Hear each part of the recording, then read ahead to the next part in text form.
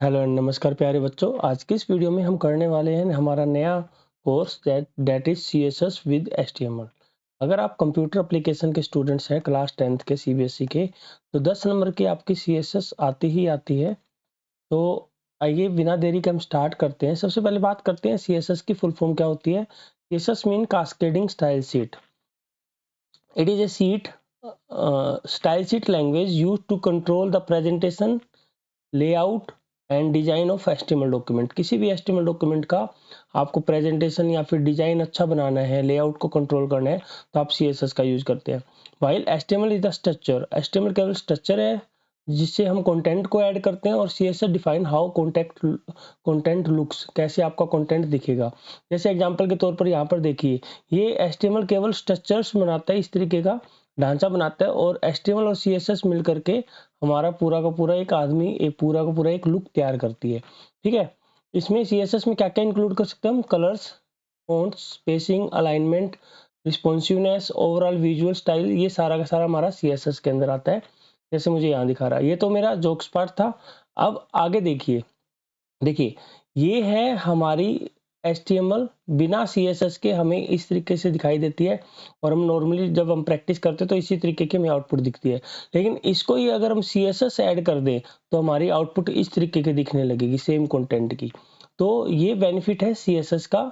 HTML केवल content add करने के काम आती है, और CSS आपका टेक्स्ट को ब्यूटीफाई करती है। आगे बढ़ते हैं, अब देख लेते हैं कि कैसे हम CSS को ऐड करेंगे। CSS syntax consist of selector, property and values. देखिए, जब CSS को कैसे लिखते हैं, सबसे पहले आपको सिलेक्टर लिखना होता है। सिलेक्टर का मतलब कि आप किसके ऊपर वो स्टाइल अप्लाई करना चाहते हैं। देखिए, ये तो आपको समझना होगा कि CSS हमें हेल्प क्या करती है, स्टाइल अप्लाई करने के लिए। तो अगर मान लीजिए आपको पैराग्राफ के ऊपर स्टाइल अप्लाई करनी है तो आप P लिखेंगे एज ए सिलेक्टर। ठीक है, हेडिंग के ऊपर करनी है तो H1 लिखेंगे। फिर उसके बाद में आपको ब्रैकेट स्टार्ट करनी है। ठीक है, उसके बाद में प्रॉपर्टी का नाम देना है, और उसके बाद में उस प्रॉपर्टी की वैल्यू देनी है। एग्जांपल के तौर पर देखिए, यहाँ पर मैंने P लिखा और प्रॉपर्टी का नाम है कलर, कि टेक्स्ट का कलर आपका ब्लू हो जाए। उसके बाद में फ़ॉन्ट साइज क्या हो जाए, 16 पिक्सल्स हो जाए। ठीक है, तो वन बाय वन डिस्कस कर लेते हैं। सिलेक्टर क्या होता है? Selector identify the HTML element you want to style, कि किस HTML एलिमेंट को आप हेडिंग को करना चाहते हैं, पैराग्राफ को करना चाहते हैं, ओवल को करना चाहते हैं, टेबल को करना चाहते हैं, इमेज को करना चाहते हैं। तो इस तरीके से हम सिलेक्टर यूज करेंगे। फिर प्रॉपर्टी क्या होती है कि हर एक एट्रीब्यूट की, हर एक जो हमारा एलिमेंट है उसके जो एट्रीब्यूट्स होते हैं, ठीक है, उन एट्रीब्यूट को CSS में प्रॉपर्टी बोल दिया जाता है। जैसे आपने देखा होगा कि फ़ॉन्ट को हम कलर, फ़ॉन्ट का साइज चेंज कर सकते हैं, बैकग्राउंड कलर, ये आपकी सारी की सारी प्रॉपर्टी है जो हम आगे आने वाली वीडियो में यूज करेंगे।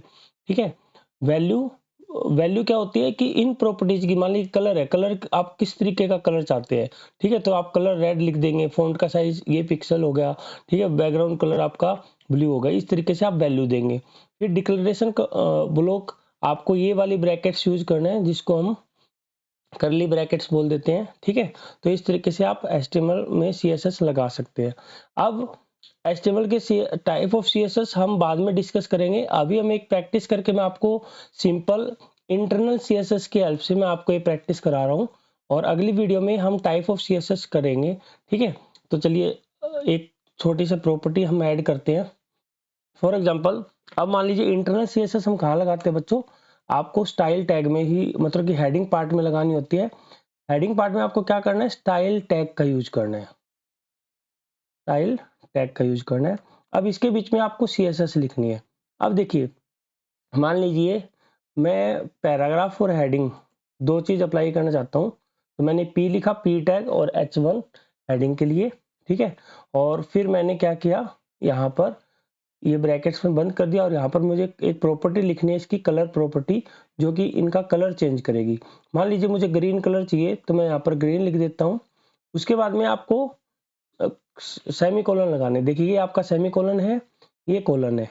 ठीक है, तो प्रॉपर्टी नेम और वैल्यू के बीच में आपका कोलन आता है, और एक प्रॉपर्टी एंड होने के बाद में आप क्या लगा सकते हैं? आप सेमी कोलन लगा सकते हैं। ठीक है, उसके अलावा एक और प्रॉपर्टी ले लेते हैं कि हम फ़ॉन्ट साइज जो है वो हम चेंज करते हैं। तो यहाँ पर फ़ॉन्ट साइज, ठीक है, फ़ॉन्ट साइज, और यहाँ पर आप पिक्सल्स में वैल्यू दे दीजिए, मान लीजिए मैं 16 पिक्सल्स वैल्यू दे देता हूँ और इसको मैं क्लोज कर देता हूँ। तो इस तरीके से आप मल्टीपल जो है CSS लगा सकते हैं। ये हमने इंटरनल CSS की हेल्प से किया है बच्चों। तो ये मैंने इस तरीके से CSS लगा दी हेड पार्ट के अंदर। अब बॉडी पार्ट के अंदर मैं पहले पैराग्राफ ऐड करता हूँ, ठीक है, या फिर हेडिंग ऐड कर लेते हैं हम पहले,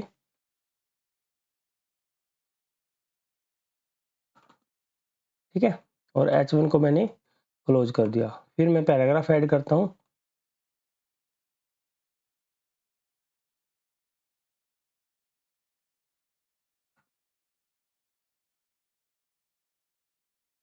वी आर लर्निंग CSS, ठीक है। तो इस तरीके से आपने पी टैग को क्या कर दिया, क्लोज कर दिया।